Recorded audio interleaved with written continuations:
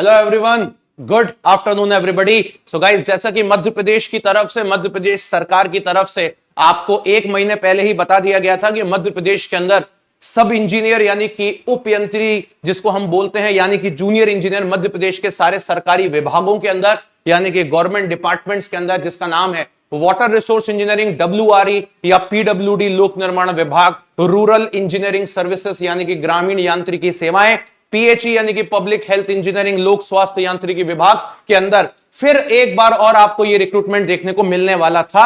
लेकिन हमें अभी तक ऑफिशियल वेबसाइट पे नहीं मिला था, हमें सिर्फ कैलेंडर में मिला था, वो भी न्यूज़पेपर में। रिसेंटली आपके सामने ऑफिशियल मंथ भी डिसाइड कर दिया गया है और ये कैलेंडर बड़ा सोच समझ के बनाया गया है। आप व्यापम की या मध्य प्रदेश ESB की वेबसाइट पे जब जाते हो एग्जाम शेड्यूल में, तो आप देखोगे मध्य प्रदेश सब इंजीनियर के कैलेंडर के बारे में इन्होंने बता दिया है कि भैया समूह 3 उप यंत्री एवं अन्य समकक्ष पदों हेतु भर्ती आपकी जो है वो रिक्रूटमेंट टेस्ट है और ये अगस्त 2024 में टेंटेटिव है, यानी कि हो जाएगा।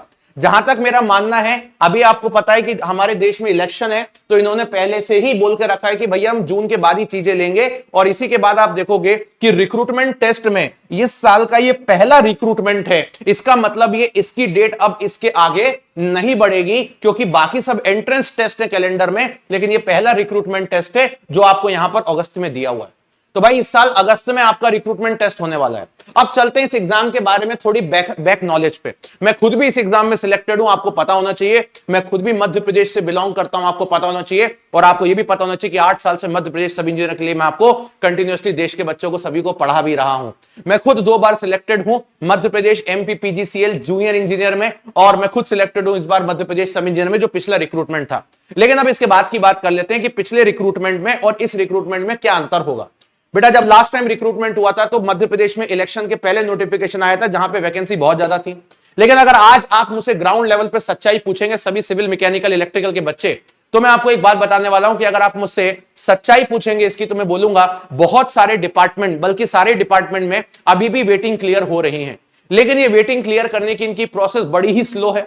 और मैं आपको ये भी बताऊंगा कि काफी सारे बच्चे ऐसे हैं जिन्होंने इस जॉब को छोड़ दिया है क्योंकि उनका MP PSC AE में सिलेक्शन हो गया है, या मैं बोलूंगा उनका SSC JE में सिलेक्शन हो गया। तो काफी सारे बच्चे ऐसे हैं जिनको मैं खुद भी पर्सनली जानता हूं, जिन्होंने डिपार्टमेंट को ज्वाइन तो किया लेकिन 10 दिन बाद ज्वाइनिंग के बाद उन्होंने लीव भी कर दिया है। तो इसी वजह से मैं बोलूंगा कि पर्टिकुलरली अगस्त में ये आपका नया रिक्रूटमेंट आने वाला है। लेकिन जो इसके पहले वाला रिक्रूटमेंट हुआ था उसकी वेटिंग की जो डेट है वो भी अगस्त तक है, यानी कि वेटिंग क्लियर करने का जो कोलोन पीरियड है वो भी अगस्त 2024 तक। तो अगस्त 2024 तक अगर मैं बात करूं तो थोड़ी थोड़ी वेटिंग क्लियर होती रहेगी, लेकिन इनकी प्रोसेस इतनी स्लो है कि मुझे नहीं लगता कि अगस्त तक अपनी पूरी वेटिंग ढंग से क्लियर कर पाएंगे और कहीं ना कहीं अगले रिक्रूटमेंट में उन वैकेंसीज को ऐड कर देंगे। अगर आप मुझसे नंबर ऑफ वैकेंसी पूछोगे तो मैं आपको बता देता हूं कि लास्ट टाइम के कंपैरेटिव तो इस बार 1/3 वैकेंसी रहेंगी। लेकिन हां, वैकेंसी आपकी सिविल मैकेनिकल इलेक्ट्रिकल तीनों ही ब्रांच में रहेंगी। देश का हर स्टेट का बच्चा इस फॉर्म को भर सकता है और यहां पर आपका सिलेबस जो है वो काफी ज्यादा वास्ट होता है, काफी ज्यादा बड़ा सिलेबस होता है टेक और नॉन टेक का। कट ऑफ भी अच्छा खासा जाता है आपके मार्क्स के हिसाब से। अगर मैं बताऊं तो कट ऑफ भी बहुत ही ज्यादा स्ट्रॉन्ग यहां पे जाता है और इस बार भी जाएगा।